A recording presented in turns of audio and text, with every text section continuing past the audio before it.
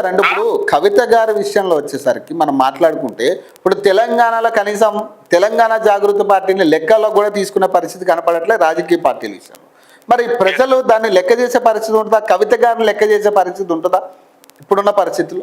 కవిత గారిని ఎందుకు లెక్క చేయరు? ఇప్పుడు కవిత గారి కూడా బిఆర్ఎస్ లో కీలకమైన నేతలతో ఆమెకు సత్సంబంధాలు ఉన్నాయి.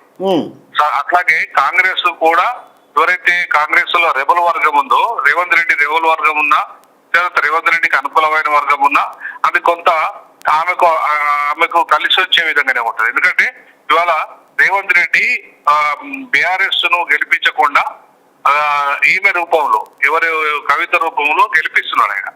కవిత రూపంలో ఓట్లు చీల్చి గెలిపించి అవి కాస్త రేపు కాంగ్రెస్ కి రేపు వాళ్ళతో అలయన్స్ పెట్టుకునే విధంగా, కాంగ్రెస్ తో పొత్తు పెట్టుకునే విధంగా, కాంగ్రెస్ తో అక్కడ మున్సిపల్ పర్సన్స్ గెలిపే విధంగా ప్రయత్నం చేస్తున్నాడు ఆయన.